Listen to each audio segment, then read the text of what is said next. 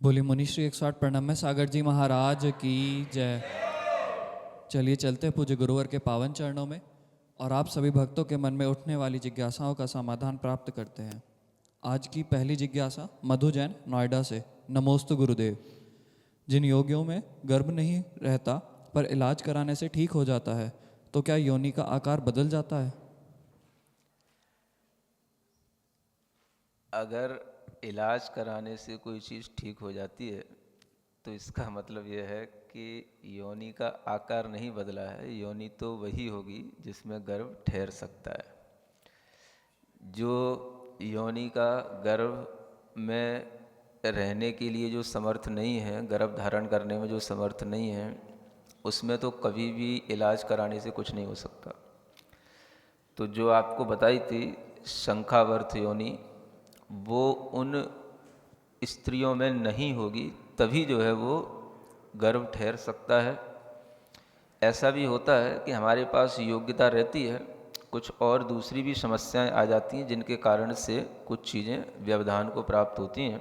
तो उन व्यवधानों को कोई सर्जरी से अगर दूर कर दिया जाता है तो वो तभी संभव है जब अपने पास में पहले से कुछ योग्यता हो। तो ऐसा नहीं समझना चाहिए कि उसका आकार बदल गया, यही समझना चाहिए कि उस तरह की योनि में योग्यता थी। वह योनि वंशपत्र योनि ही होगी जो सामान्य लोगों के गर्भ के लिए बताई गई है। तो उसी में कोई व्यवधान आ गया, उसको हमने ठीक कर लिया, ऐसा समझ करके ही हम इन योनि के माध्यम से जो प्रकरण दिया गया है जीवों का, उसे समझ सकते हैं। अंशुमाला जैन नोएडा से। नमोस्तु गुरुदेव। डिस्कवरी चैनल में अंडों से चींटियां निकलते हुए वीडियो दिखाई गई थी, इसे क्या माने? ये तो हमने पहले भी कहा था, बताया था कि अंडों से चींटियां निकलती हैं, इसका मतलब ये नहीं है कि अंडों से उनका जन्म हो रहा है। वह उनके रहने का एक स्थान हो सकता है। जन्म लेने की जो स्थिति होती है अंडों के माध्यम से, वो अलग तरह की होती है। तो अंडे गर्भज जीवों के ही होते हैं, लेकिन इसका अर्थ ये समझना चाहिए कि जिनका अंडज जन्म होगा, अंडे से जिनकी उत्पत्ति होगी, वो जीव ही गर्भज माने जाएंगे। तो अंडे से उत्पत्ति होना अलग बात है, अंडा होना या अंडे में रहना ये अलग बात है। और अंडे से उस जीव की रचना होना या जीव बनना, अंडे के अंदर बनना जीव, ये अलग बात है। तो गर्भज जन्म में जो अंडज भेद लिया गया है, उसका अर्थ यही है कि अंडे से उसकी उत्पत्ति होना, माने वो एक गर्भ की तरह ही उसमें जीव धीरे धीरे विकसित होता है। तो वो विकास उन चींटियों का उस अंडे के अंदर नहीं होता है, क्योंकि उनके लिए तो सम्मूर्छन जन्म होता है, जो जन्म बहुत जल्दी ही बिना किसी के संयोग के हो जाता है। जो गर्भज जन्म होते हैं उसमें संयोग की भी अपेक्षा होती है और इसमें किसी तरीके की अपेक्षा नहीं रहती है, इसलिए इनका सम्मूर्छन जन्म ही होता है। भले ही हमें दिखाया भले ही जाए कि उसमें अंडों में से वो चींटियां निकल रही हैं, तो वो निकल सकती हैं, लेकिन जन्म लेकर के निकल रही हैं ऐसा नहीं समझना चाहिए। वो उसमें रह रही थी, निकल आई। योगेंद्र जैन नोएडा से। नमोस्तु गुरुदेव। बताया गया कि सम्मूर्छन मनुष्य शरीर के ऊपरी भागों में होते हैं, क्या पैरों की रानों में नहीं होते? पैरों के रानों में नहीं होते? रानों। अच्छा, वो जो उंगलियों के बीच में जो पैरों में स्थान रहते हैं, हम ये कह नहीं सकते हैं कि कहाँ कहाँ नहीं हो सकते हैं, लेकिन इतना जरूर है जहाँ आचार्यों ने बताया है, जो उल्लेख शास्त्रों में मिलता है, उन स्थानों को हमने बता दिया। वो स्थान अधिकतर जो बताए गए हैं वो शास्त्रों में लिखे हैं। वो पैरों के बीच में, उंगलियों के बीच का स्थान, वो इतना कुछ, अगर वहाँ पर हमेशा कुछ घाव सा बना रहे, कुछ वहाँ पर हमेशा अशुद्धि बनी रहे, वहाँ पर हमेशा कुछ पानी जैसा सड़ता रहे, तो हो सकता है वहाँ पर भी उत्पत्ति हो जाए। अन्यथा जिनके लिए ऐसा नहीं होता है तो उनके लिए वहाँ पर इस तरह से कोई उत्पत्ति स्थान नहीं बनते हैं। जिनके लिए कोई ऐसा हमेशा रहता हो कि दोनों उंगलियों के बीच में ऐसे घाव से बने रहते हैं और वो उंगलियों में कुछ ना कुछ उनमें पीव टाइप की या कुछ पानी से झरता रहता हो, तो संभावनाएं हो सकती हैं। प्रभा जैन कर्नाटक से। नमोस्तु गुरुदेव। गुरुदेव, विग्रह गति के जीवों के शरीर नहीं होते हैं तो उनका कौन सा वेद होता है? वेद तो शरीर आश्रित भी बताया था आपको और भाव आश्रित भी बताया था। जब शरीर नहीं होता है तो शरीर रूप जो अभी वेद है उसकी रचना नहीं कही जाएगी, क्योंकि वो तो जब वो जीव पर्याप्त तक होगा, 9 कर्म वर्गणाओं को ग्रहण करेगा तब होगा। लेकिन भावों की अपेक्षा से वह जिस किसी भी वेद के साथ में विग्रह गति में जा रहा है उसका भाव की अपेक्षा से वो वेद कहने में कोई बाधा नहीं है। वो वेद उसका कोई भी हो सकता है भावों की अपेक्षा से, कसाय के 9 कषाय के उदय की अपेक्षा से। पुष्पा जैन कृष्णानगर दिल्ली से। नमोस्तु गुरुदेव। आपने गाथा 79 में जो पंचेंद्रिय के सभी भेद बताए वो तो अच्छे से समझ में आए, किंतु आपने कहा 57 भेदों में से पंचेंद्रिय के 6 भेद निकालने हैं, तो ये भेद 6 किस प्रकार हुए और साधारण जीव में बादर किस प्रकार गठित होंगे? जो पंचेंद्रिय संबंधी भेद थे उन्हीं का विस्तार किया गया था। 57 बनाने के बाद में जब आपको 97 तक की यात्रा कराई थी, 97 भेद बताए थे, तो अब वो 57 में से 57 कैसे बनाए? तो ये बताया गया 51 तो आप ज्यों के त्यों रखे रहो, एकेंद्रीय के और विकलेंद्रीय के, और जो आपने 57 भेदों में पंचेंद्रीय के भेद बनाए थे उनको वहीं पर विराम दे दो, उनको वहीं छोड़ दो, उन पर अभी सोचो नहीं, क्योंकि यहाँ पर हम पंचेंद्रीय का ही विभाजन करके अलग तरीके से बता रहे हैं। तो फिर वहाँ पर पहले पंचेंद्रियों में त्रियंचों के, फिर मनुष्यों के, फिर देवों के और फिर नारकियों के, ऐसे सबके भेद बनाए थे, सब मिला करके 97 बने थे। आशा जैन सागर मध्य प्रदेश से। नमोस्तु गुरुदेव। देव नारकी की 4-4 लाख योनियाँ कही गई हैं, क्या इसका अर्थ ये हुआ कि इनकी उपपाद शैया 4 लाख प्रकार की होगी? मनुष्य में इसे कैसे घटित करेंगे 14 लाख में? कैसे घटित करेंगे ये इतना बड़ा प्रश्न नहीं है। प्रश्न पहले अपने लिए ये समझने का है कि ऐसा होता है। देवों की भी 4 लाख योनियां हैं। योनियों की विचित्रताओं के ये भेद हैं। योनि माने उत्पत्ति का स्थान। अब वो उत्पत्ति का स्थान का मतलब ये नहीं है कि उनकी शैया भी इतनी है। शैया अलग चीज हो गई, उपपाद शैया। और जो योनिगत भेद हैं, जैसे कि एक ही स्थान है, मान लो एक कमरा है, तो एक ही कमरे में यहाँ पर आपके लिए उस कमरे का टेम्परेचर अलग है, उसी कमरे के अंदर एक दूसरा कमरा है, उसका टेम्परेचर अलग हो गया। समझ आ रहा है? तो ये क्या हो गया? ये योनि भेद हो गया। इसी तरीके से कोई भी तरीके का जो ये योनि स्थान में, उत्पत्ति स्थान में भेद पड़ता है, उस भेद को हमें यहाँ ग्रहण करना है। तो वो भेद किस रूप में हो सकता है? तो वह उसके प्रकार इतने तरीके के हो सकते हैं। और ये प्रकार किस में घटित होंगे? तो जो आपको बताया था कि ये सचित्त है, ये अचित्त है, ये मिश्र है ना, ये शीत है, ये उष्ण है, ये मिश्र है, ये संव्रत है, ये विव्रत है, ये मिश्र है। तो इन्हीं में इतनी प्रकार की वैरायटी इन इन गतियों के जीवों में, इन इन इंद्रियों वालों के साथ में इतनी इतनी बन जाती हैं। ये वहाँ पर बताया गया और ऐसा ही समझना है। मनीषा कासलीवाल औरंगाबाद महाराष्ट्र से। नमोस्तु गुरुदेव। गुरुदेव, लब्ध, पर्याप्तक और समूर्छन जीव में क्या अंतर है, और ये हमारे शरीर के कुछ अंगों पर रहते हैं, तो हम इनकी हिंसा से कैसे बचें? लब्ध, अपर्याप्तक और समूर्छन जीवों में अंतर इस रूप में देखना है कि लब्ध अपर्याप्तक जीव तो समूर्छन ही होंगे, लेकिन सभी समूर्छन जीव लब्धि अपर्याप्तक होते हैं, ऐसा नहीं होता है। क्योंकि जो भी लब्धि अपर्याप्तक जीव हैं वो किसी भी इंद्रिय वाले हों, उनका जन्म तो समूर्छन ही होगा। लेकिन समूर्छन जन्म वाले जीव लब्धि अपर्याप्तक के अलावा पर्याप्तक भी होते हैं, निवृत्त अपर्याप्तक वाले भी होते हैं। जो 2 इंद्रिय हैं, 3 इंद्रिय हैं, 4 इंद्रिय हैं, 1 इंद्रिय हैं, इनमें भी पर्याप्तक जीव होते हैं। ये सभी समूर्छन जीव ही होते हैं। तो लब्धि पर्याप्तक और समूर्छन में इस तरह से अंतर समझो। और जो आपने पूछा है कि हम इन जीवों की जो शरीर में उत्पत्ति होती है, इसकी हिंसा से कैसे बच सकते हैं, तो इसकी हिंसा से बचने के उपाय जो कुछ बड़ी बड़ी हिंसाएं हैं उनके उपाय तो हो सकते हैं, बाकी छोटी छोटी हिंसाओं के उपाय तो असंभव से हैं। कुछ लोगों के शरीर ही इस तरीके के होते हैं जिनमें इस तरह की जीवों की उत्पत्तियां अधिक मात्रा में बताई गई हैं, विशेष रूप से स्त्रियों के लिए। तो अगर हम जो है इस तरह का कुछ अपने लिए भाव रखते हैं तो ये भाव ही हमारे लिए अभी महत्वपूर्ण है। और इस तरह की हिंसा से बचने का एक और अगर कोई उपाय हो सकता है तो वो हो सकता है ब्रह्मचर्य का पालन। जब हम ब्रह्मचर्य का पालन करते हैं तो हम इस तरह की बहुत सारी हिंसा से बच जाते हैं। जिस हिंसा का उल्लेख आचार्यों ने शास्त्रों में किया है वो बहुत कुछ हिंसा अब ब्रह्म के माध्यम से होती है। तो ब्रह्मचर्य का पालन करने से भी हम बहुत कुछ इस हिंसा से बच जाते हैं, ऐसा समझना चाहिए। विजय निर्वाणे सांगली महाराष्ट्र से। नमोस्तु गुरुदेव। स्वर्ग और नरक में देव और नारकी के सिवाय कौन से जीव होते हैं, जैसे मनुष्य के साथ त्रियंच, वनस्पति, निगोद, समूर्छन जीव आदि?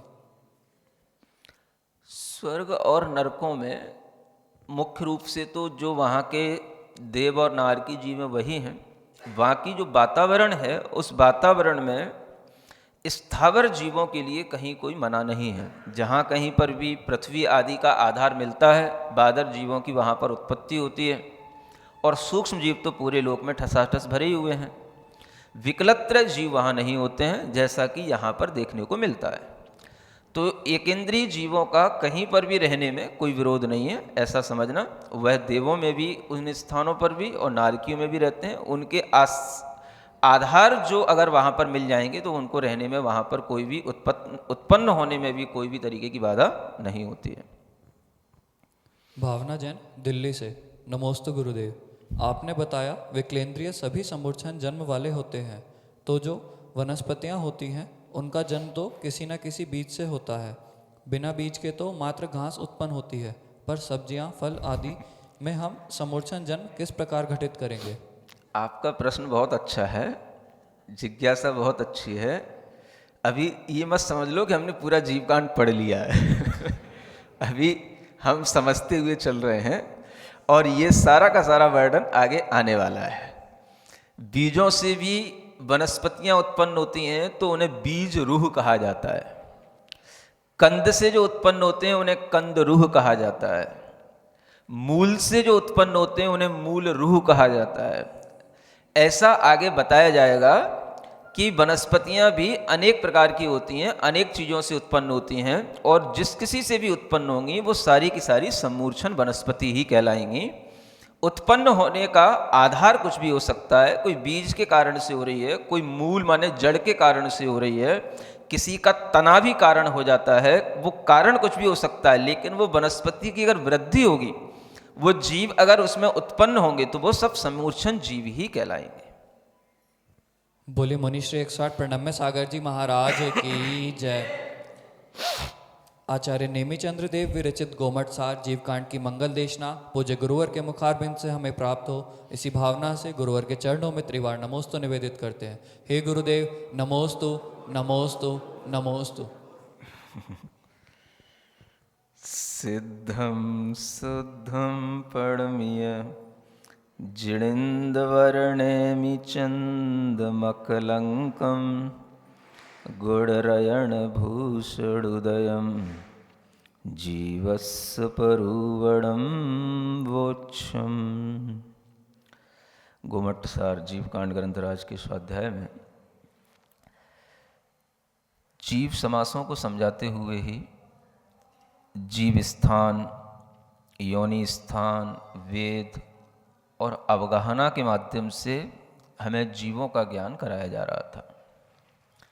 अवगाहना का ज्ञान भी आपको बहुत कुछ गाथाओं के माध्यम से दे दिया गया है, कुछ उसी में प्रकरण अभी आगे और भी है।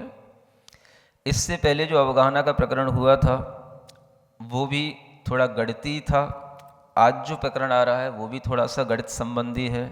मैंने आपसे पहले ही कहा था कि इस ग्रंथराज में बीच बीच में थोड़ा सा गणित आएगा, उसमें आपको ध्यानपूर्वक पेशेंस के साथ में सुनना है। तो वह अपनी मानसिकता को अच्छा बनाते हुए कुछ प्रकरण आज फिर हमारे लिए समझने योग्य है। तो यह इस तरीके का एक इसमें पैटर्न है, थोड़ा सा गणित, फिर थोड़ा सा समतल, फिर थोड़ा सा ऊपर, फिर थोड़ा सा समतल।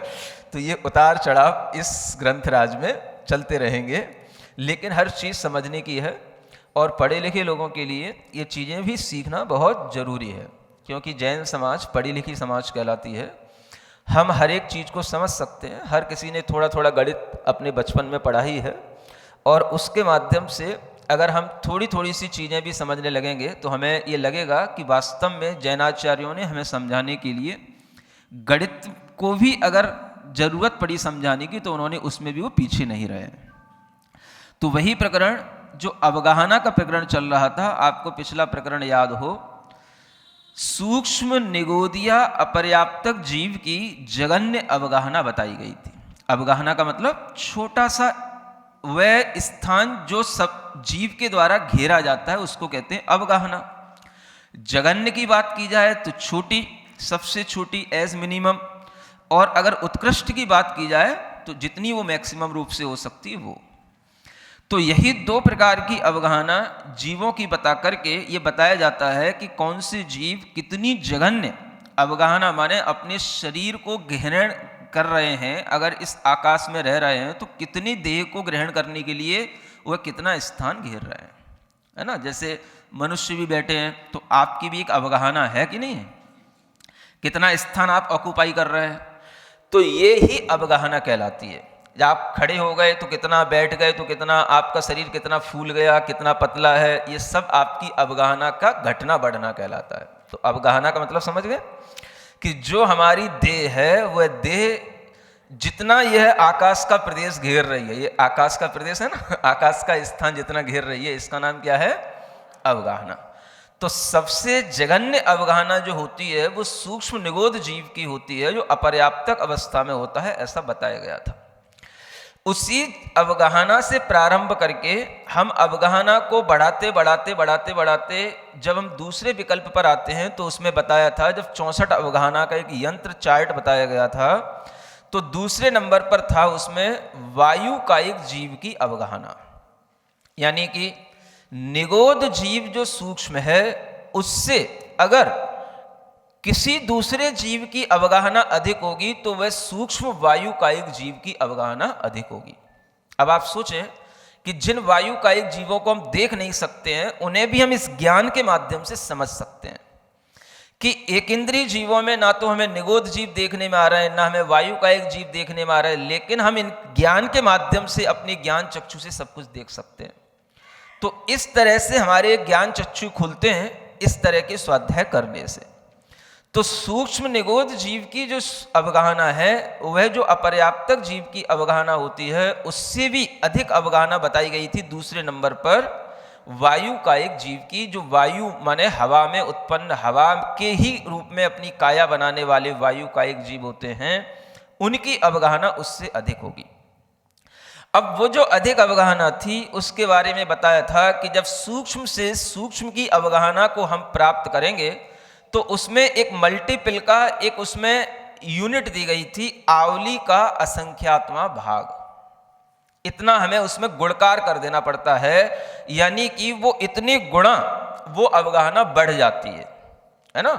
असंख्यात समय की एक आवली होती है, उसका फिर हमें असंख्यात्मा भाग समझ करके मतलब उतने असंख्यात प्रदेश उसमें बढ़ जाएंगे। असंख्यात स्थान पॉइंट वह जो है लोकाकाश का अधिक घेर लेगा उस सूक्ष्म निगोद जीव की अपेक्षा से। कौन? वायु कायिक जीव। समझ आ रहा है? हर जीव लोक के असंख्यातवें भाग में ही रहता है, चाहे छोटे से छोटा जीव हो चाहे बड़े से बड़ा जीव, लोक का असंख्यात्मा भाग। तो उस असंख्यातवें भाग की वृद्धि छोटे से लेकर के बड़े तक कैसे होती चली जाती है, उस वृद्धि का कुछ थोड़ा सा गणित यहां बताया जा रहा है। तो अभी तो यहां इतना बताया जा रहा है कि सूक्ष्म निगोद जीव से वह सूक्ष्म वायु का एक जीव में अगर अंतर आ गया तो कितना आ गया। तो ऊपर की गाथा बताई थी उसमें लिखा था कि आवली के असंख्यातवें भाग से गुणित वह उसकी अवगाहना हो जाती है। तो आवली के असंख्यातवें भाग का मतलब हो गया कि उसमें असंख्यात की वृद्धि हो गई। अब वह जो असंख्यात की वृद्धि होती है वह इस जीव के लिए बताई गई है, वह वृद्धि कई रूपों में होती है। 6 प्रकार की वृद्धियां बताई जाती हैं, 6 प्रकार की हानियां बताई जाती हैं। तो उसमें अनंत भाग वृद्धि भी होती है, असंख्यात भाग वृद्धि भी होती है, संख्यात भाग वृद्धि भी होती है। इसी तरीके से संख्यात गुण वृद्धि भी होती है, असंख्यात गुण वृद्धि भी होती है और अनंत गुण वृद्धि भी होती है। लेकिन यहां पर अवगाहना का प्रकरण है, यहां पर अनंत का प्रकरण नहीं आएगा, यहां पर प्रकरण असंख्यात और संख्यात के बीच में ही रहेगा। तो यहां पर आचार्य बताना चाह रहे हैं कि वह वृद्धि जो हो रही है अवगाहना में, वह चतुस्थान पतित वृद्धि होती है। माने 4 स्थान बनेंगे उसमें। 4 कौन कौन से? पहले असंख्यात भाग वृद्धि, फिर बनेगी संख्यात भाग वृद्धि, फिर संख्यात गुण वृद्धि और फिर असंख्यात गुण वृद्धि। ऐसी 4 वृद्धियां उसमें बनेगी। तो ये असंख्यातवां भाग वृद्धि के रूप में आ जाना, संख्यातवां भाग वृद्धि के रूप में आ जाना, उसमें संख्यात गुणा वृद्धि के रूप में आ जाना, उसमें असंख्यात गुणा वृद्धि के रूप में आ जाना। इसको हम आपको थोड़ा सा एक अंक संदृष्टि के माध्यम से बताने की कोशिश करेंगे। तो आपके लिए 4 प्रकार की ये वृद्धियों के माध्यम से वो अवगाहना का ये प्रकरण समझ में आ सकता है। तो हमें थोड़ा सा गाथा भी पढ़ना है और इस प्रकरण को भी समझना है ना। गाथा नंबर 102, 101 तक हो चुका था प्रकरण। आगे बढ़ते हैं, कैसी दमदम हो रही है। अवरुवरि इगपदेशे जुदे असंख्यज भागवढ़िये आदि निरंतर मदो एक पदेश परिवढ़ी। ये गाथा नंबर 102 है। क्या कहते हैं? अवर माने है जगन्य अवगाहना। इसके ऊपर एक प्रदेश को जुदे माने सहित कर दो, एक प्रदेश बढ़ा दो, तो क्या हो जाएगा? असंख्यज भाग वढ़िये आदि। असंख्यात भाग वृद्धि का ये आदि माने प्रथम स्थान आ जाएगा। माने हमें असंख्यात भाग वृद्धि करना है, तो वो असंख्यात भाग वृद्धि जगन्य भी होगी और उत्कृष्ट भी होगी। तो जो जगन्य होगी वो उसका आदि स्थान कहलाएगा, जो उत्कृष्ट होगी वो उसका चरम स्थान कहलाएगा, और उसके बीच में जो कुछ होगा वो यहां बताया जा रहा है, वो कहलाएगी एक तरीके की अवक्तव्य वृद्धि। तो जगन्य में अगर हम एक प्रदेश बढ़ा देते हैं, यानी कि सूक्ष्म निगोद अपर्याप्तक जीव की जो जगन्य अवगाहना है उसमें अगर एक प्रदेश और बढ़ गया, एक प्रदेश बराबर उसकी अवगाहना बढ़ गई, तो वह उसकी असंख्यात भाग वृद्धि तो हो गई, लेकिन वह उसकी पहला स्थान है। निरंतरम अदो एक एक प्रदेश बढ़ गई। इस तरीके से एक प्रदेश एक प्रदेश एक प्रदेश एक प्रदेश, ऐसे इसकी वृद्धि निरंतर करते चले जाओ। ठीक है ना, करते रहो। फिर क्या होगा आगे आचार्य बताते हैं। अवरो गाहड़ माणे जहन्न परिमिद असंख राशि दे अवरस्सुवरिम उड्ढे जेठम असंख्यज भागस। क्या कहते हैं? अपर माने वही जो जगन्य अवगाहना थी, उसी अवगाहना के मान में जगन्य परिता संख्यात से भाग दे देने पर, अवर में उसको फिर जोड़ देने पर जो वृद्धि होगी वो जेठ माने उत्कृष्ट वृद्धि कहलाएगी। जेठ माने क्या होता है? जो आप लोग बोलते हो ना जेठ, जेठ जी, हाँ ये प्राकृत का शब्द है जेठ जी, ये लिखा हुआ है देखो जेठ, है ना। ज्येष्ठ को जेठ बोला जाता है। हिंदी में जैसे अपन ज्येष्ठ बोलते हैं, उसी को हम अपनी भाषा में हिंदी में जेठ बोलते हैं। तो वो जेठ का मतलब हो गया उत्कृष्ट, बड़ा। तो असंख्यात भाग वृद्धि का यह एक उत्कृष्ट स्थान आ जाता है, और यह उत्कृष्ट स्थान असंख्यात भाग वृद्धि का चरम स्थान कहलाएगा। समझ आ रहा है? अब इसी चीज को हम थोड़ा सा अंक संदृष्टि के माध्यम से समझ सकते हैं। ठीक है ना, देखेंगे। मान के चलते हैं कोई भी गणित शुरू होता है, लेट इट भी यहीं से शुरू होता है। मान लिया यहां पर जो जगन्य अवगाहना है वो जगन्य अवगाहना के प्रदेश कितने हैं? जैसे हम कह रहे हैं सूक्ष्म निगोद लब्ध पर्याप्तक जीव की जगन्य अवगाहना, हम कल्पना में ला रहे हैं जगन्य अवगाहना मीन्स 960 एक अंक मान के चलते हैं। कितना? ये अंक है जगन्य अवगाहना का, ठीक है ना। अब हमें इसके बीच में ये देखना है कि यहां पर जो पहली गाथा में आचार्य ने कहा था कि इसमें क्या करना, आपको असंख्यात भाग वृद्धि का पहला स्थान लाना है। तो इसमें क्या करना है कि इस अवगाहना में इसी का भाग दे दो। समझ आ रहा है? यानी 960 में 960 का भाग दे दो। क्या आया? 1 आया। उसी 1 की इसमें वृद्धि कर दो जगन्य अवगाहना में। तो ये 960 प्लस 1, ये क्या हो गया? 961। ये अवगाहना बढ़ गई, एक प्रदेश बढ़ी, ये कहलाएगी असंख्यात भाग वृद्धि का प्रारंभिक स्थान। असंख्यात भाग वृद्धि हुई, एक प्रदेश भी बढ़ा तो असंख्यात भाग वृद्धि हो गई। ये उसका सबसे इनिशियल पॉइंट है। अब इसकी वृद्धि हमें चरम तक ले जाना है। तो चरम तक कैसे करेंगे? हमें उसमें अब एक संख्या की कल्पना करनी पड़ेगी। जैसे इसमें आया जगन्य परिता संख्यात से भाग देना, तो हमें यहां पर मानना पड़ेगा असंख्यात कई प्रकार के होते हैं, उनमें एक जगन्य परिता संख्यात भी आता है। एक होता है परिता संख्यात, एक होता है युक्ता संख्यात, एक होता है असंख्यात संख्यात। ऐसे 3 प्रकार के संख्यात होते हैं और ये तीनों भी जगन्य मध्यम उत्कृष्ट के भेद से होते हैं।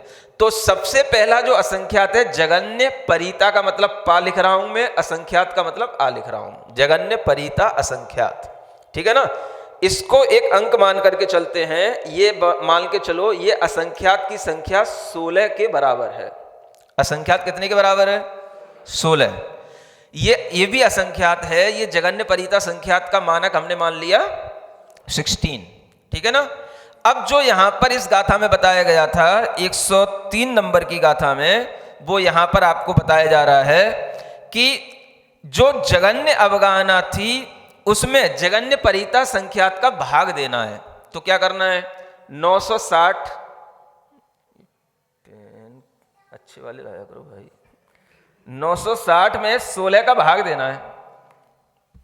देखना दूसरा 960 में क्या कर दिया? जगन्य परिता संख्यात का भाग दे दिया, है ना। कितना आ गया?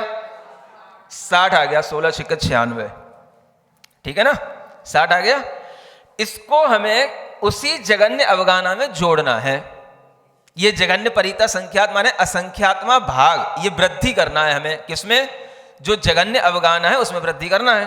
तो 960 में हमने 16 जोड़ दिए, तो कितना हो गया?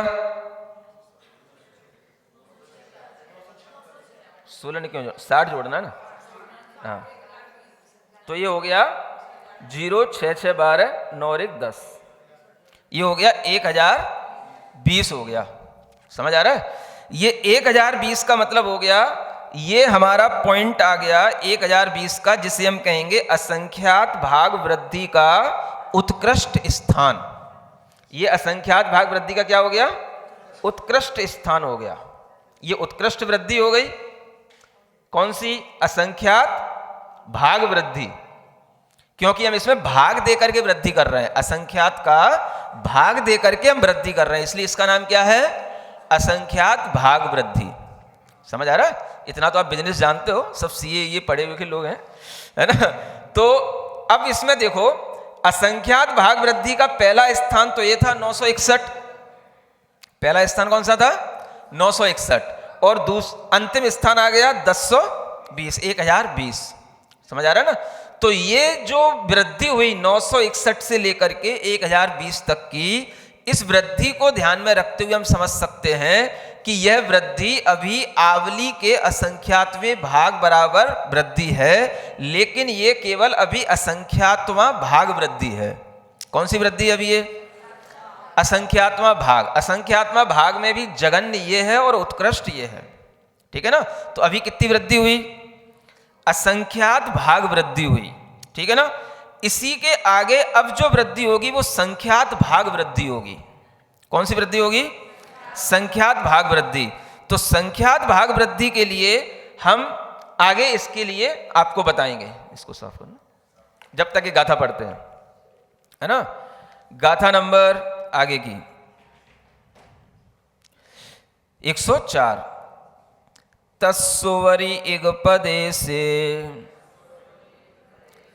जुदे अवत्तब भाग पारंभो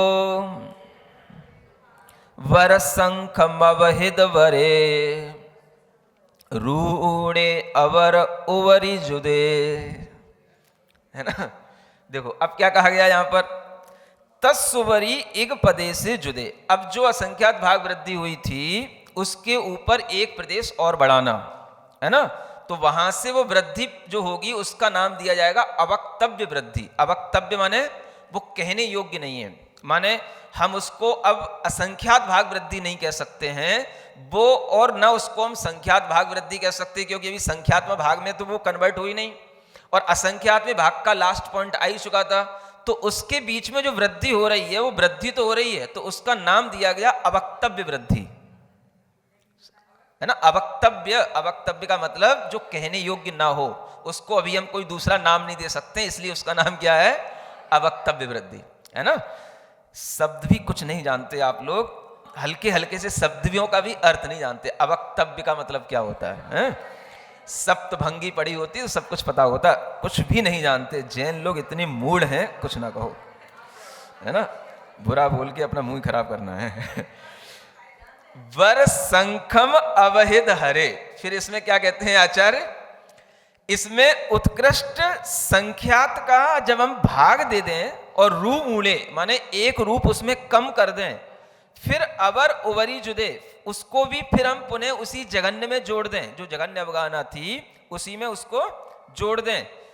ऐसा करते करते हम क्या करेंगे, तब वड्ढीये चरमो तस्सुवरी रूप संजुदे पड़मा संखेज भाग उड्ढी उवरी मदो रूप परी बढ़ी। ये गाथा नंबर 105। क्या कहते हैं, इस तरीके से करते करते माने हमने क्या किया, अवक्तव्य भाग जहां से वृद्धि प्रारंभ हुई, है ना, उसमें फिर हमने संख्यात का उत्कृष्ट जो संख्यात थी उसका हमने भाग दिया, उसमें एक कम कर दिया, उसको भी उसी अवगाहना में जोड़ दिया, और इस तरीके से करते हुए वो वृद्धि का चरम स्थान आ गया। माने अवक्तव्य वृद्धि अब पूर्ण होने वाली है। जब वो अवक्तव्य वृद्धि पूर्ण होगी तो उसमें अगर हम एक अंक बढ़ा देंगे, माने उसकी पूर्णता वहां तक ले जाना है कि बस वो एक अंक की कमी रह जाए, और एक उसमें हमने पॉइंट बढ़ा दिया तो वो प्रथम संख्यात भाग वृद्धि आ जाएगी। संख्यात भाग वृद्धि, वो वृद्धि अधिक होगी, वो प्रथम संख्यात भाग वृद्धि का स्थान आ गया। फिर इसी तरीके से उसके भी आगे हम एक एक रूप की वृद्धि करेंगे। इस तरीके के इस गणित को समझने के लिए अब हम क्या करते हैं, उसी चीज को फिर से समझते हैं। देखो, जघन्य अवगाहना का प्रमाण था 960, ठीक है। अब यहां पर हमें संख्यात का प्रमाण ढूंढना है। जैसे हमने उसमें परिता संख्यात मान लिया था 16, तो संख्यात जो होता है वो कम संख्या होती है। जैसे जघन्य संख्यात हम मान लेंगे 2 को, जघन्य संख्यात ये हो गया, और उत्कृष्ट संख्यात हमने मान लिया, ये मान लिया हमने इसमें 15, क्या मान लिया, 15, ये उत्कृष्ट मान लिया, क्योंकि जो परिता संख्यात था असंख्यात में है, तो उससे हमने पहले का ही अंक मानना पड़ेगा, उससे ज्यादा नहीं मान सकते हम, नहीं तो सब गणित गड़बड़ हो जाएगा। समझ आ रहा है ना। वो असंख्यात संख्या थी जिससे हमने भाग दिया था 16, वो क्या थी, असंख्यात, और ये 15 ये उत्कृष्ट संख्यात हो गया।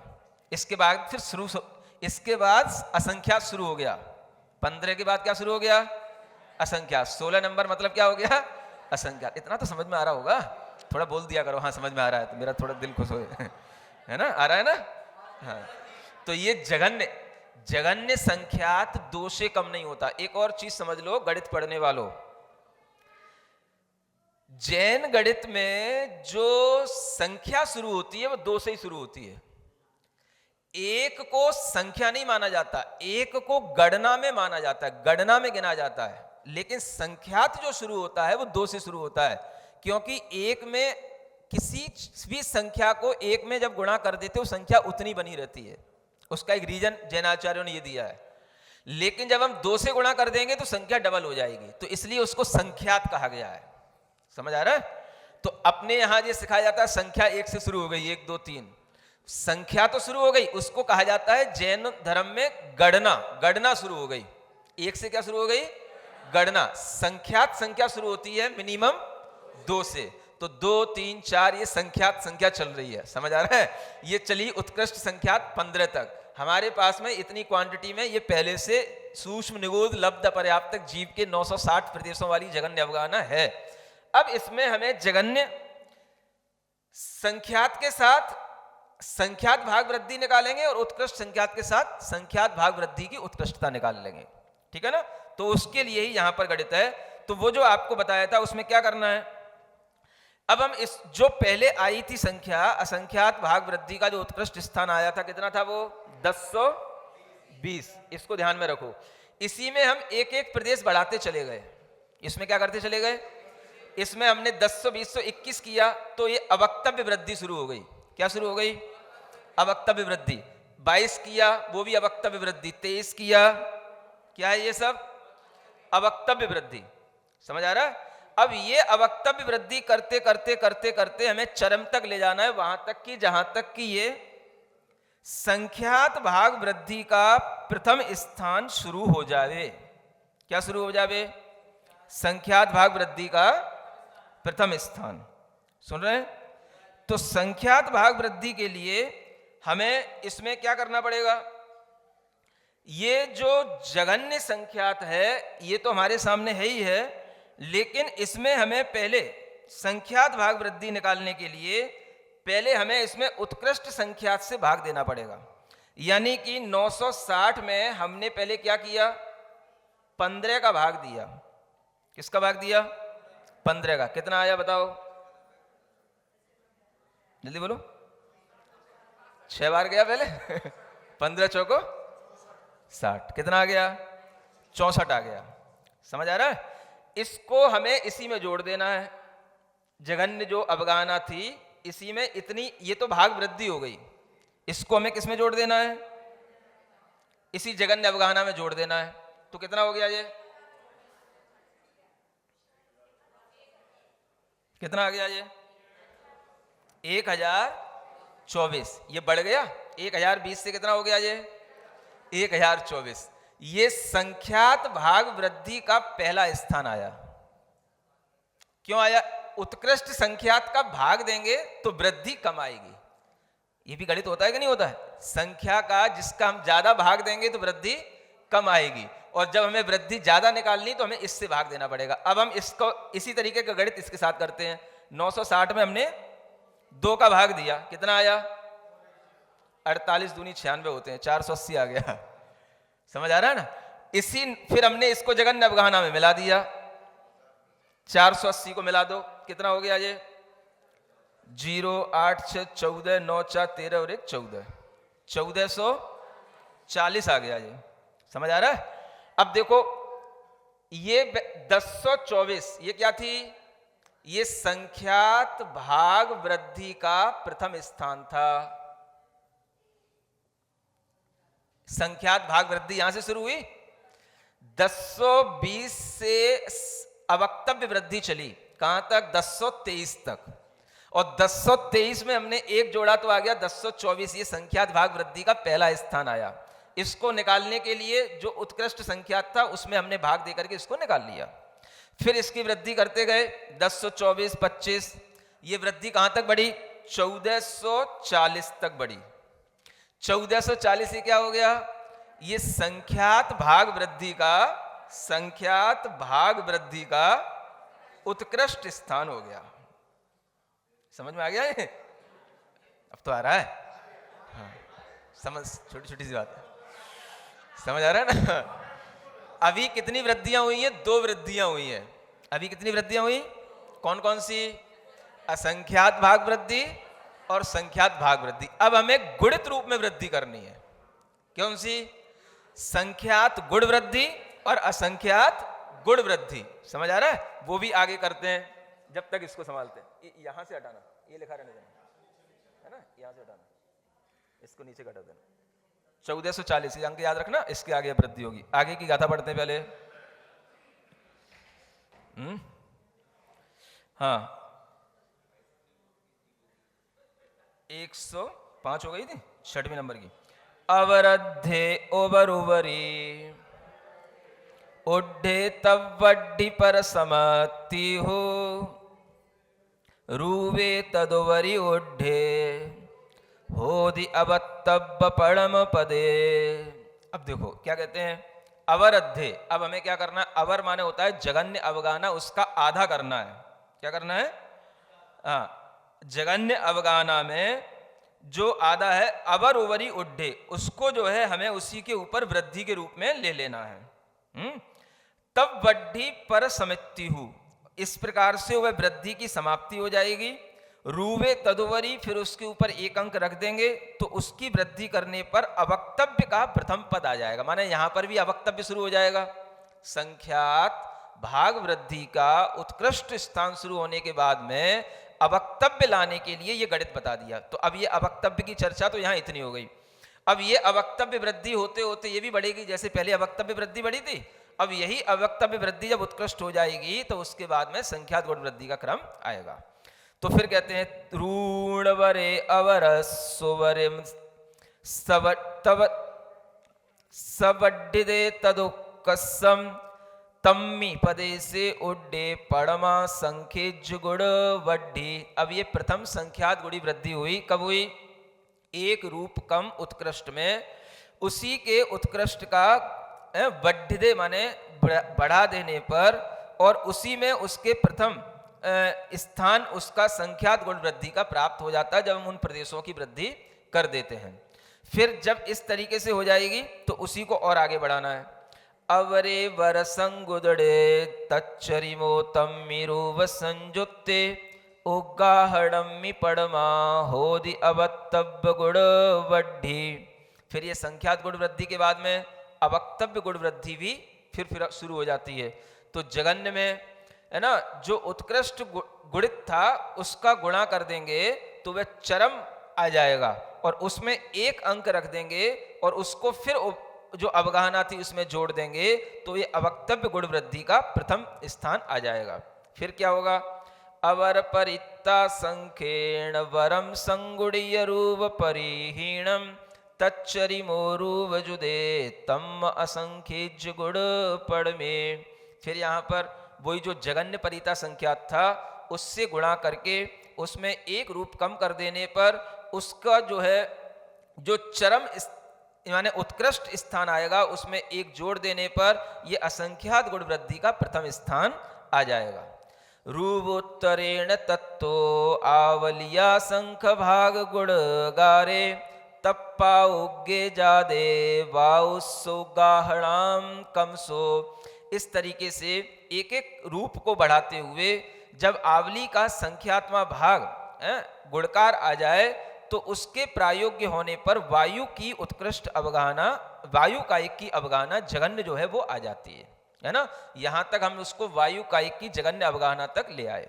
अब इसी को समझने के लिए हम फिर से इस संख्यात गुण वृद्धि और असंख्यात गुण वृद्धि को समझते हैं।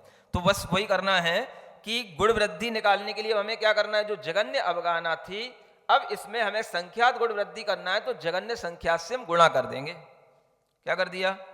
जगन्य संख्या से गुणा करेंगे। पहले हमने क्या दिया था? भाग दिया था, अब हमने इसमें गुणा कर दिया तो ये क्या हो गया? 2 6 12 18 और 1 19 है ना। ये क्या आ गया? ये इसकी वृद्धि आ गई 1920। अब इसी को हम क्या करेंगे, जो वृद्धि हुई है ये इसको हम उसी संख्यात भाग वृद्धि का क्या मानेंगे, ये आदि स्थान बन गया, ये पहला स्थान बन गया है। संख्यात भाग वृद्धि का ये प्रथम स्थान बन गया और यही वृद्धि जो है बढ़ते बढ़ते चलेगी। ये अब ये कौन सी वृद्धि हो रही है? ये गुण वृद्धि हो रही है। कौन सी वृद्धि हो रही है? गुण वृद्धि। तो ये जो 1920 आया, इस 1920 को ये आदि वृद्धि मान करके जब हम चलाएंगे, गुणित वृद्धि करेंगे, तो पहले जो वृद्धि आई थी वो कितनी थी? 1440। वहां से हमने उसको बढ़ाया 41 42 ऐसे करते करते 1919 तक, 1919 तक तो कहलाएगी अवक्तव्य वृद्धि। ये क्या कहलाएगी? पिछले वाले से 1441 से लेकर 1919 तक की क्या कहलाई? अवक्तव्य वृद्धि, और यहां पर आकर के ये हो गई संख्यात गुण वृद्धि। समझ आ रहा है? इसी तरीके से जब ये जगन्य अवगाहना में हम उत्कृष्ट संख्यात का गुणा कर देंगे, 15 का गुणा करेंगे तो कितना आ जाएगा? करके बताओ जल्दी से। 15 15 छिक्का 90, 15 निम्मा 135 है, 144 आ जाएगा, है ना। तो ये क्या हो गई?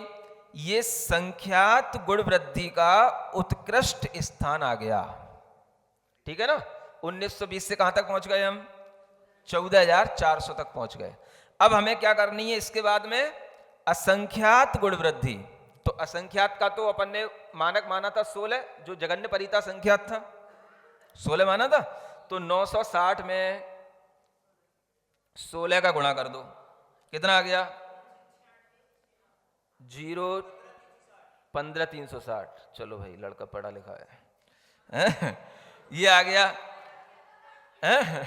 ये आ गया, क्या आ गया? ये असंख्यात गुण वृद्धि हो गई, ये उत्कृष्ट स्थान आ गया।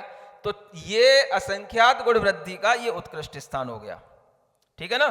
अब ये जो उत्कृष्ट स्थान हो गया, इसका मतलब ये समझना है, यहां तक वृद्धि करने पर हमारे लिए आवली का असंख्यात्मा भाग जो हमें गुणकार करना था वो यहां पर आकर के पूर्ण हुआ।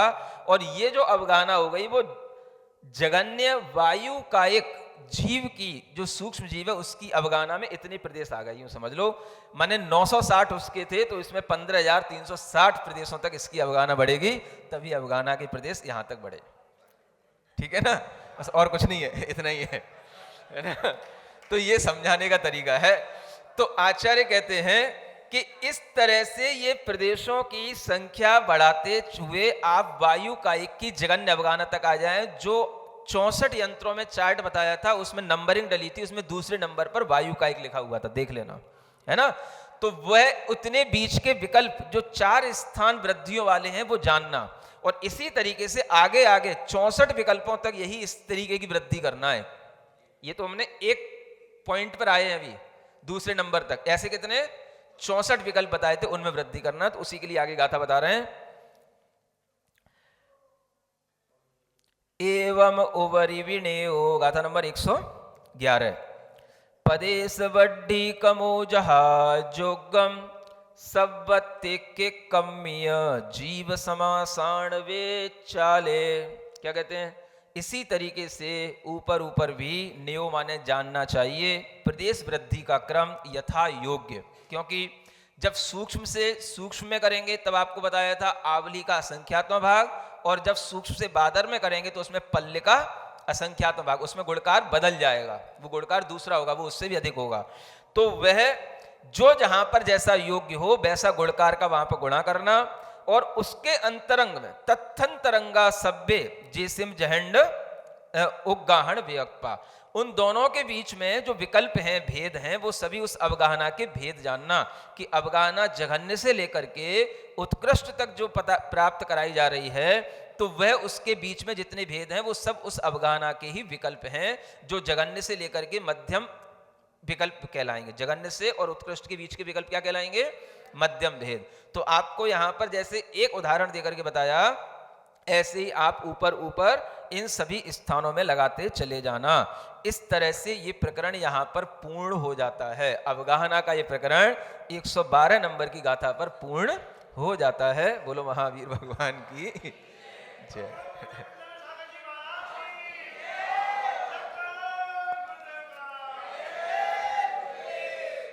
बड़ा मुश्किल होता है तुम लोगों को संभालना।